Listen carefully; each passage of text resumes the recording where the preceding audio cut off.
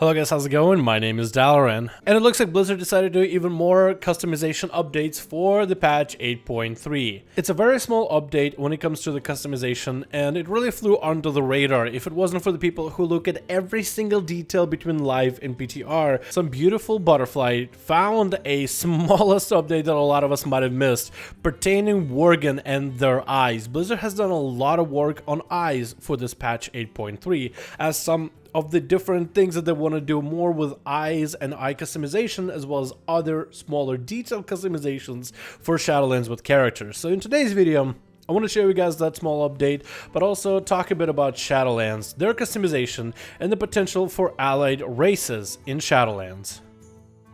Now, the Worgen update is very minor. A lot of people would have missed it, and if it wasn't for anybody linking it in my own Discord, I wouldn't have known about this. But it seems that male Worgen eyes have been updated a bit. You gotta admit, the Worgen models have been upgraded. The males and females look, for the most part, really well done. But they decided to add an extra layer of updates for the males. Normally, the females, if you were to take a look at them, there's a small twinkle in their eye. And it looks like that twinkle was also added to the detail of the eyes for the males as well. It seems that patch 8.3 is not only going to be an update where you'll be able to play allied races, Death Knights, you'll be able to tackle N'Zoth as the final boss, but also it is the patch of better eyes for everybody. They've taken the time to update the eyes for Death Knights to give it more of that spectral sight for it. They updated the Blood Elf eyes, both the golden and the base eyes, to make it look like there's a natural glow without having to put a flashlight effect in front of it. Same goes with the Nightborn eyes, they are a little bit better detailed. Same thing with Zandalari eyes and the Night Elf eyes as well. It's a very small change to the Worgen, and I feel like a lot of people will not notice a damn thing unless you run around with your character, maybe revealing just the eyes or the whole head as well. It's a very weird thing to change and improve upon, but it is awesome for Shadowlands, as Blizzard did say in Shadowlands they want to do more customizations for our characters. What I'm very happy is to see the detail customizations. It's not going to be some crazy amount of changing how the fur looks, or maybe changing how the claws look, the feet, or anything that is prominent for the character, but small things like the eyes. But also for Worgen, they decided to change their running animation a little bit, so they don't really look like they're sliding all over the game, but rather they are actually running. I made a video about it a while ago. Basically, the run animation is a little better.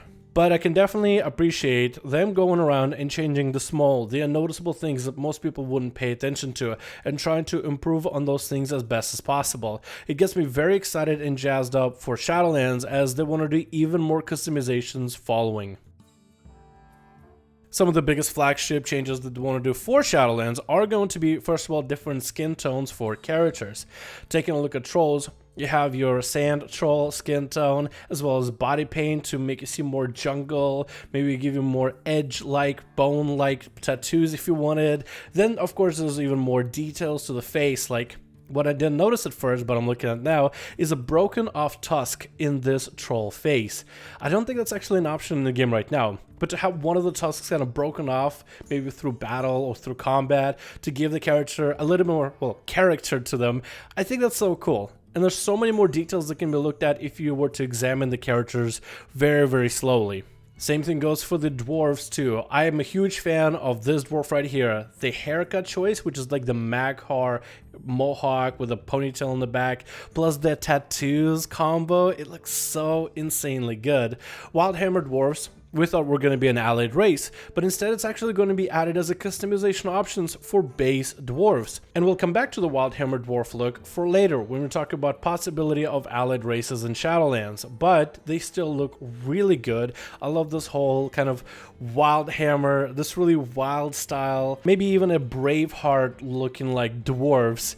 I like that look, and I think it looks so good in terms of the customization for your character. And of course, there's more undead options. I think with undeads, they could probably do more with them. I don't really know what else you could do. Like, it feels way too normal. It's almost like you're trying to make undead, but like a human version of undead. And I feel like one of the more boring races in WoW, and even if you play it, it's fine, but humans are pretty boring. They are going to be getting their own customizations as well, but to make an undead more human-like, I think is the wrong way to go. I think they should really explore this whole undead fantasy to it. Maybe even give them like a, different bony parts that poke out. But if you're an undead player, let me know what's your favorite customization that is being added for Shadowlands as of right now. And even if you are happy, or do you think Blizzard should take it in the other direction?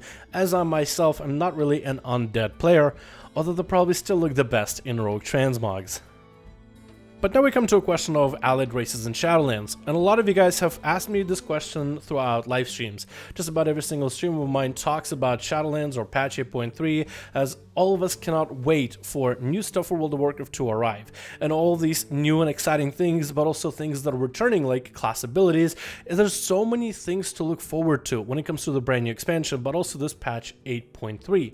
In a sense, patch 8.3 is going to add some of those Shadowlands-y things like allied race death knights and more customizations early into the game. Very similar to how for BFA they added some of the allied races and even a BG a little bit early. But this feels like a much larger scale. However, the question of allied races in Shadowlands does come up from time to time. For all of allied races of Battle for Azeroth, we've had so many different allied races. And in a sense, you could count the High Mountain Tauren, the Void Elves, the Nightborn, and Lightforge as allied races of Legion. But I always felt that allied races was always like a Battle for Azeroth thing, and those guys just came in early. Allied races have been one of the best ways that Blizzard could make a load of new races for us to play with.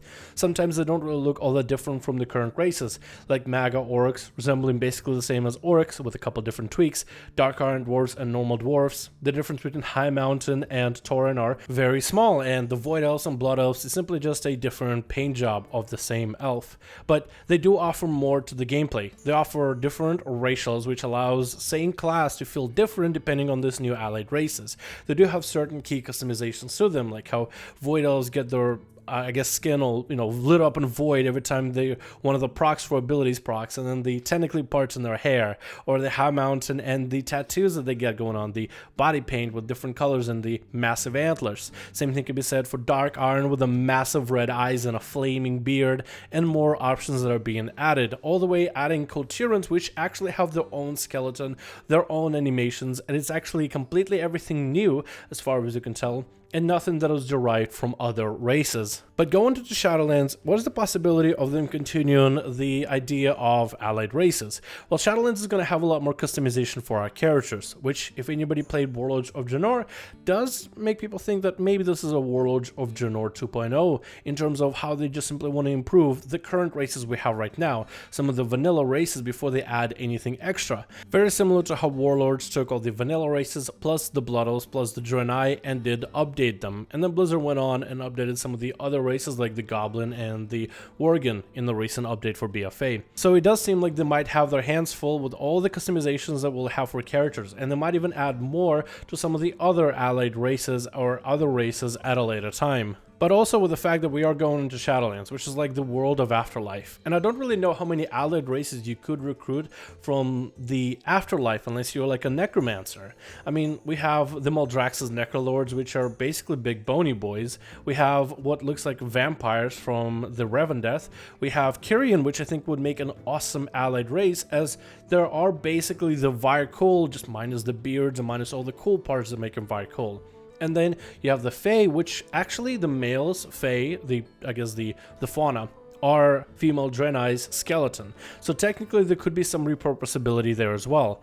But they are denizens of like the afterlife. So I don't really know how they would be able to make it into the real world.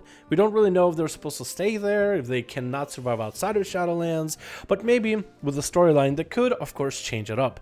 And this is my question to you. If they were to bring up allied races, what if they changed in maybe by the end of the expansion of Shadowlands, something about the machine of life and death, as Blizzard keeps explaining it as, the whole afterlife purpose was completely broken to the point where some of those denizens of Shadowlands could make it out of Shadowlands and into Azeroth, into the rest of the real world, in a sense, have them connected. I mean, honestly, I wouldn't be against playing a vampire rogue, and if they did add them, I hope they would add them to the Horde, while the Fae could go to the Alliance or something. Kyrian would definitely end up with the Alliance, and I feel like the Maldraxxus would find themselves allied with the Forsaken quite easily. But you guys let me know your thoughts in the comments below on that theory. Thank you so much for watching this video, hope you enjoyed, and I'll see all of you guys in another video.